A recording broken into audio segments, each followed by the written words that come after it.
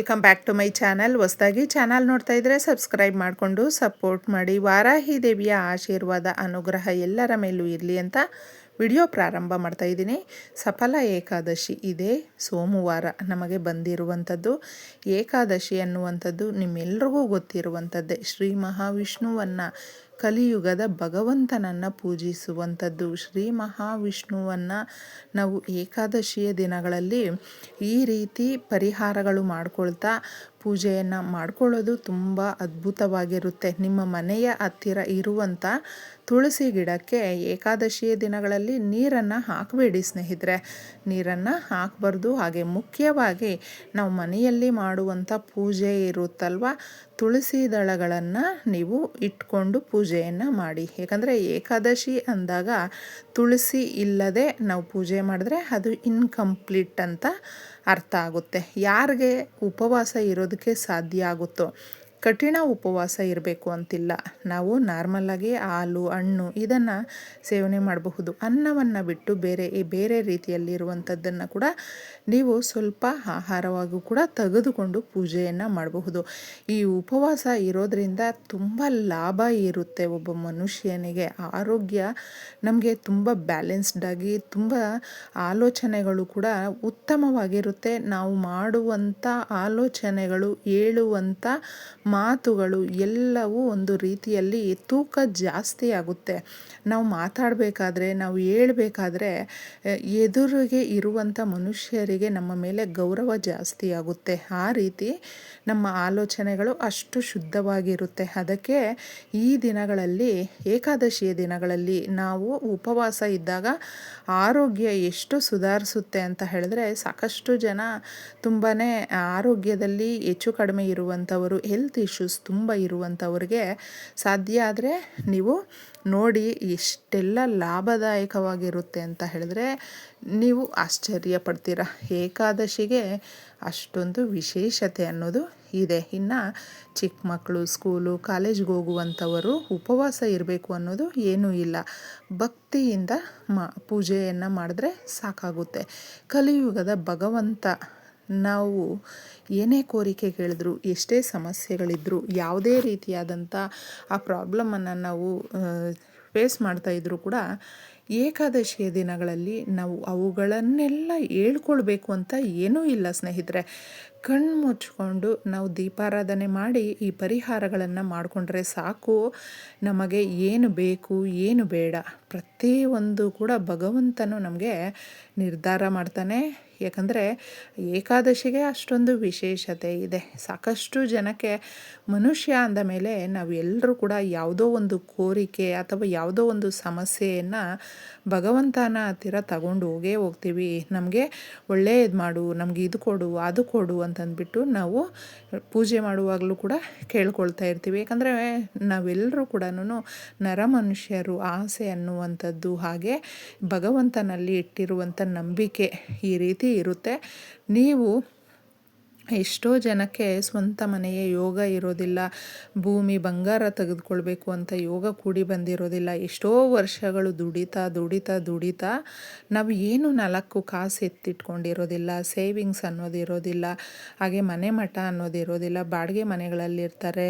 ತೀರಾ ನೋಡಿದ್ರೆ ಮಕ್ಕಳು ಮದುವೆ ಏಜಿಗೆ ಬಂದಿರ್ತಾರೆ. ನಮಗೆ ಒಂದೇ ಸಾರಿ ಎಲ್ಲ ಕಷ್ಟಗಳು ಕೂಡ ಒಮ್ಮೆಲೇ ಬಂದುಬಿಡುತ್ತೆ. ಆ ಕಷ್ಟಗಳು ಎಲ್ಲವೂ ಕೂಡ ನಾವು ಆ ಕಷ್ಟಗಳಿಂದ ದೂರ ಆಗೋದಕ್ಕೆ, ನಮ್ಮ ಜೀವನ ಸುಧಾರಿಸೋದಕ್ಕೆ ಇದು ತುಂಬ ಸಹಾಯಕ್ಕೆ ಬರುತ್ತೆ. ಒಂದು ದಾಸವಾಳದ ಎಲೆಯನ್ನು ತಗೊಂಡು ಕ್ಲೀನಾಗಿ ಒರೆಸ್ಬಿಟ್ಟಿದ್ದೆ ರಾತ್ರಿ ಮಾಡ್ಕೊಳ್ಳಿ. ಇದನ್ನು ಸ್ವಲ್ಪ ಗೋಧಿಯನ್ನು ಹಾಕಿ ಸ್ವಲ್ಪ ಬೆಲ್ಲವನ್ನು ಇದ್ರ ಮೇಲೆ ಇಡಿ.